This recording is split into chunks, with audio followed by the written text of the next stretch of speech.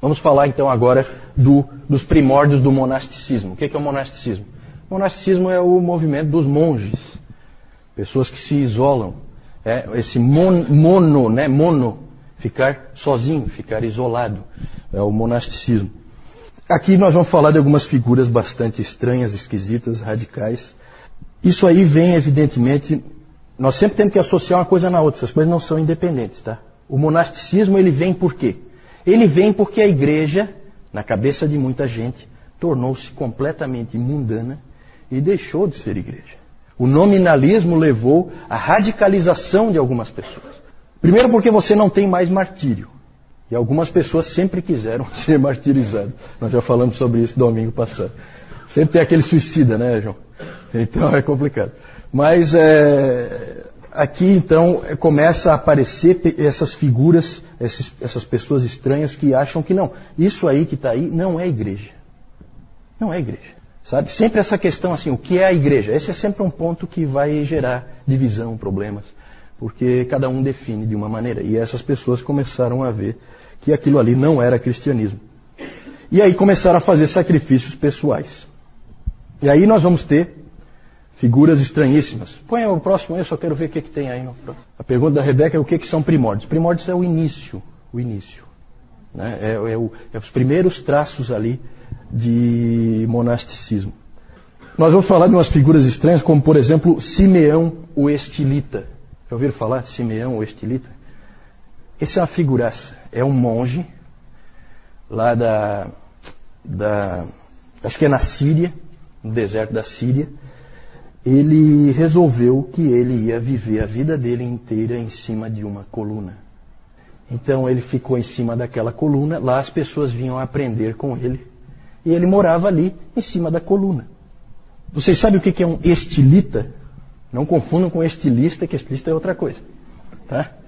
Um estilita pode olhar no Aurélio, lá na sua casa. Um estilita é uma pessoa que fica em cima de uma coluna. É isso aí. Interessante, né?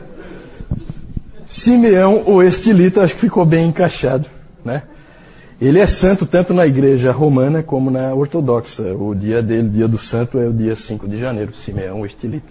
Figuraça. Pode passar aí.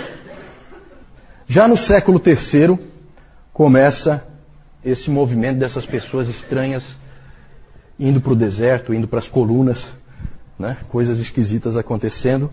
Mas no século IV e no século V isso aumenta muito mais. O mais famoso desses monges aí do deserto foi Antônio, ou mais conhecido também como Antão, Santo Antão. Mas Antônio é um nome correto também, pode-se usar qualquer uma das formas, né? Não é aquele Santo Antônio de Pádua ou Santo Antônio de Lisboa, que esse é do século XII, não tem nada a ver, tá? Esse aí é outro, é o Antônio o Eremita, ou Antônio o Grande. No ano 270, terceiro século, portanto, ele tinha 20 anos e ele ficou profundamente impressionado com o texto de Marcos 10. Qual texto? Texto clássico do monasticismo. E Jesus, fitando-o, o amou e disse: só uma coisa te falta.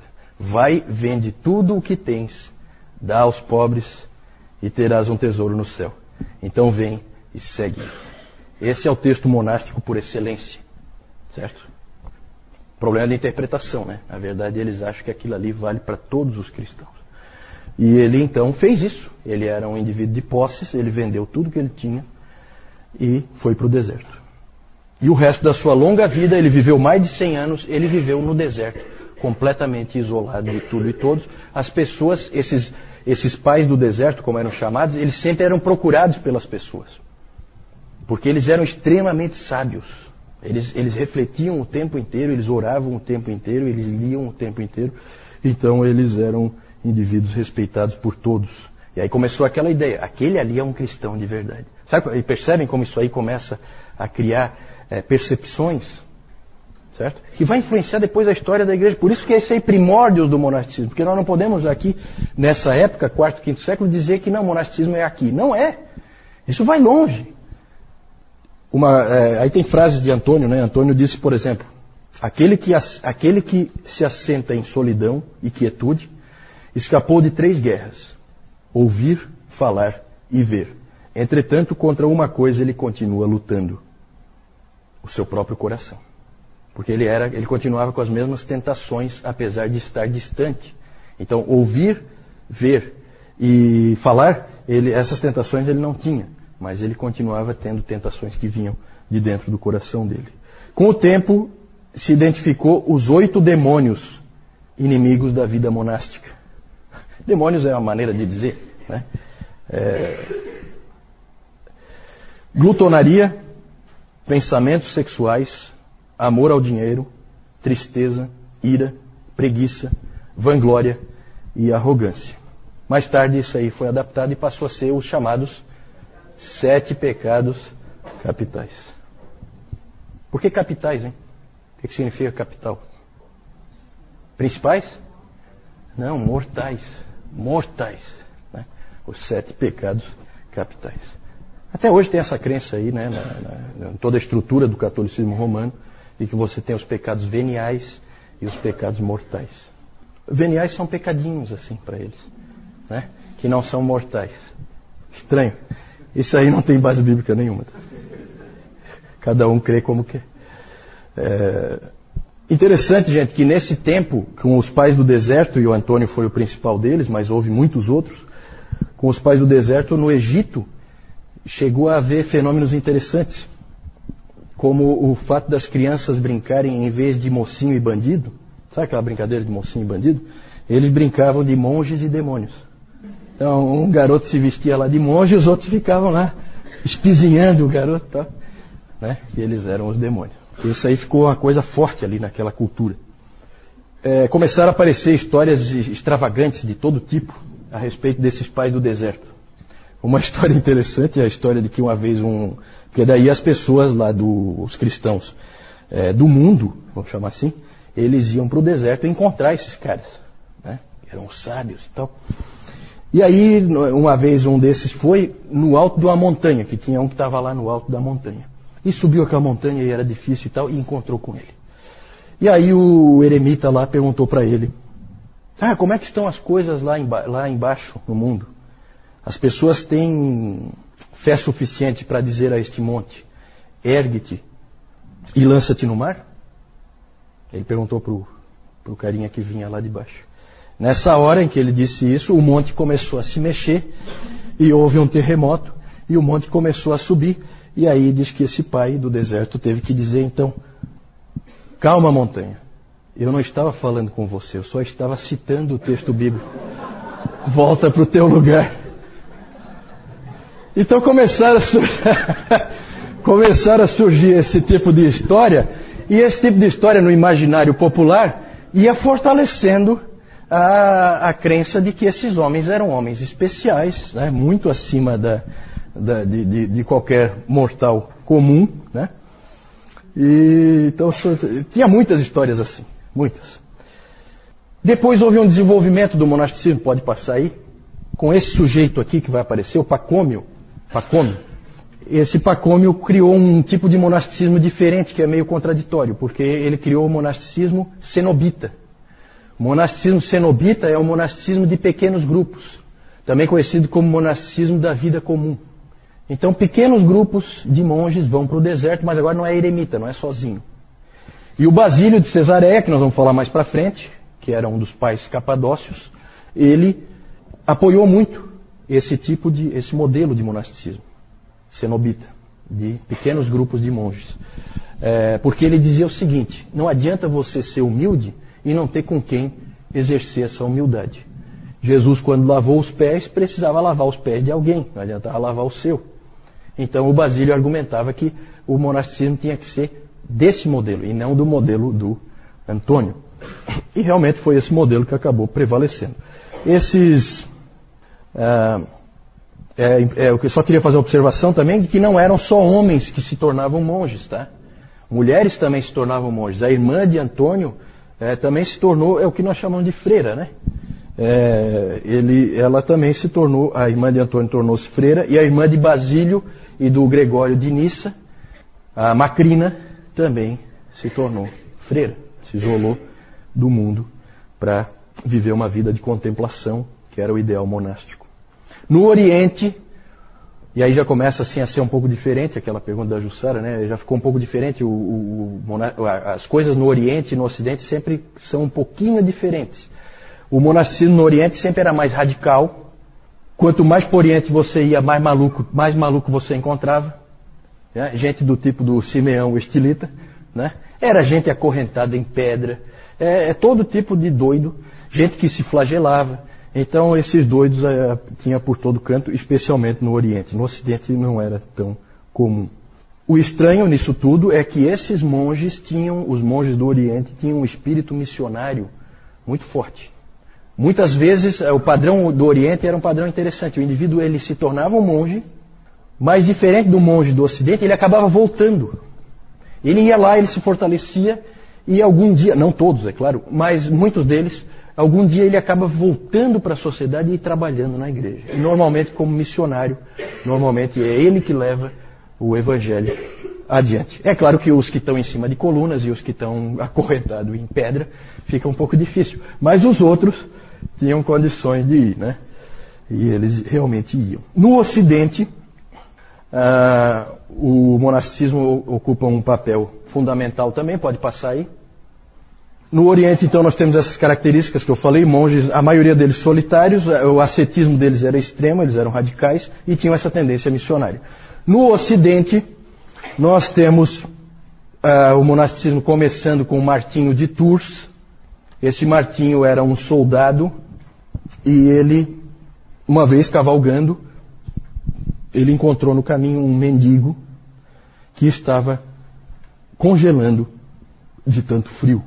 E o Martinho se condoeu dele e, já que ele também estava com frio, ele então resolveu pegar o agasalho dele e pegou uma espada e cortou o agasalho em dois. Ele ficou com uma metade e deu a outra metade para o mendigo. Naquela noite ele teve um sonho em que ele sonhou com Jesus Cristo vestindo aquela metade que ele tinha dado para o mendigo. Aquilo produziu, e agradecendo a ele. E aquilo produziu nele um efeito tremendo. Marcou a vida dele, aquele sonho que ele teve. E dali para frente, então, ele abandonou o exército e se dedicou à vida monástica, certo? E começou a conclamar outras pessoas a seguirem o estilo de vida dele. E aí no sul da França ele começou então a criar vários mosteiros, onde então iam se juntando cada vez mais monges. Mas claro que o indivíduo mais importante no monasticismo ocidental é Benedito de Núrcia. Todo mundo já ouviu a expressão os monges beneditinos. Beneditinos, uma referência ao Benedito de Núrcia. Ele é o criador da chamada regra. A regra nada mais é do que um manual dizendo como que o monge deve viver, o que ele deve fazer, como ele deve fazer. Ele segue aquela regra. Se ele seguir aquela regra, ele é um monge beneditino. Certo? A regra, ela era toda detalhada, dizendo tudo o que eles tinham que fazer. A regra estabelecia toda a rotina do mosteiro e a vida individual de cada monge. Os monges tinham tempos marcados de oração e estudo da palavra. Tudo era pela regra. A regra marcava. E a regra dizia que a primeira oração eram 7 momentos de oração conjunta, no dia, todos os dias. E o primeiro momento era logo depois da meia-noite, com a vigília, e depois eles então tinham vários momentos de encontro de oração e encerravam no início da noite com o que em português é chamado de as completas, que são a última oração do dia. Eles estudavam muito e trabalhavam muito. O Benedito sempre achava que o trabalho físico era importante para dar equilíbrio para os monges. Então eles tinham que orar, eles tinham que estudar e eles tinham que trabalhar. Certo? Então todos esses monges trabalhavam fisicamente também. A escala de trabalho era sempre dada naqueles momentos de oração. O que cada um vai fazer? O abade, do mosteiro diz o que cada um vai fazer nos próximos dias. E isso era feito propositalmente para dar a ideia de que aquilo ali não é um trabalho secular, que aquilo ali também é para Deus que eles estão fazendo. Então eles tinham essa visão. O que é que nós podemos dizer? Pode passar aí. O que dizer do monasticismo? Uma avaliação do monasticismo. O que nós podemos dizer? Há aspectos, como em quase tudo na história da igreja, há aspectos bons e aspectos ruins. Claro que é difícil você dizer que é ruim um cristão dedicado à oração. E eles oravam muito. Eles provavelmente oravam em um mês muito mais do que nós vamos orar na vida inteira. No Egito se dizia que as orações dos monges é que mantinham o mundo de pé. Então eram homens de oração. Isso é uma coisa que a gente nunca vai poder dizer que é errada. Eram também centros de conhecimento, os mosteiros. Eles eram os responsáveis por manter o conhecimento. Acabou sendo assim. Eles então eles é que faziam as cópias das obras, levavam o conhecimento para frente, eles é que detinham até o conhecimento. Eles é que acabaram sendo os professores. As primeiras universidades, os professores todos são monges, porque eles é que conhecem. As outras pessoas não conhecem, né? Então eles acabaram ganhando assim, por causa do muito estudo, da muita oração, da muita disciplina e do muito trabalho, eles acabaram ganhando uma estatura intelectual, de capacidade e tal, e na interação de uns com os outros, e que fez com que eles se destacassem também nessa área do conhecimento. Há um dizer em latim que dizia que os beneditinos sempre vinham com uma cruz, um livro e um arado. É a ideia, né? Eles, na verdade, eles sempre vinham com a pregação da cruz, eles ensinavam a Bíblia, que é o livro, e eles lavravam as terras. Todo o conhecimento de agricultura foram eles que desenvolveram, porque eles detinham esse conhecimento, era passado de um para outro, então eles, na verdade, ajudavam aqueles povos lá com técnicas de agricultura e eles metiam a mão na massa, realmente. Tem outros aspectos interessantes deles, né? Eles têm assim algumas coisas que chamam a atenção. Tem uma frase da regra que diz o seguinte, que qualquer hóspede que venha ao mosteiro será recebido como se fosse o próprio Cristo. Então muitos viajantes no passado usufruíram da hospitalidade desses homens, que eram normalmente, não sempre, mas costumavam ser respeitados até pelos inimigos, porque por causa daquele medo, né, de você mexer com coisas sagradas e tal. Alguns não respeitavam, mas muitos respeitavam. Então, às vezes, era um local de refúgio você ir para um mosteiro desse. Lá você era recebido, você era bem tratado, porque a regra dizia que você tem que ser recebido como se fosse Cristo. Então, são aspectos interessantes que o Benedito colocou ali e que chamam a atenção. Outro aspecto também, e que a gente precisa louvá-los, é que os monges eram os missionários. Aqueles países bárbaros em volta do Império Romano foram todos eles conquistados por monges. Os monges iam e sacrificavam tudo, arriscavam tudo para levar o Evangelho para aqueles outros povos. Então isso também é uma coisa que a gente não pode negar. Um outro aspecto que é bom e mal ao mesmo tempo é a separação do mundo. Por um lado, eles serviram para mostrar que cristianismo não é o Império Romano. Não é a mesma coisa. Cristianismo tem que haver santidade, tem que haver pureza, como era no princípio. Não é se tornar um total mundano e achar que é um cristão, porque o nominalismo estava ali. Então eles serviram como um lembrete. Só que ao mesmo tempo essa separação do mundo fez com que eles perdessem o contato com as coisas do mundo. E eles pararam de ter relevância e de poder ajudar uma pessoa do mundo nas lutas que uma pessoa do mundo sofre como cristão. Porque eles não viviam aquilo, eles estavam isolados. Então isso é um aspecto, ao mesmo tempo, por um lado bom, por outro lado, muito ruim. Muito ruim. Mas o maior problema do monasticismo, o mais grave talvez, é que ele criou o cristianismo de 2 níveis. Esse é péssimo. Você, inclusive, começou a haver o uso do termo, aquele indivíduo é um religioso. Religioso não é eu e você. Religioso é o monge, é o padre. Nós não somos religiosos, nós somos do mundo. Né? Então você tem um cristão de primeira classe e um cristão de segunda classe. Isso é muito ruim. Isso aí os reformadores lutaram com unhas e dentes contra isso aí. Inclusive o Lutero, que era um monge. Né? Então É interessante esse aspecto. Cristianismo em 2 níveis, péssimo. Outro problema. Esse modelo monástico pode facilmente degenerar para um modelo de salvação pelas obras. O Benedito, ele tentou resguardar isso aí. Ele chega e escreve que não, que o nosso ganho em santidade, ele vem pela graça. Nós vamos nos tornando mais disciplinados e mais santos pela graça.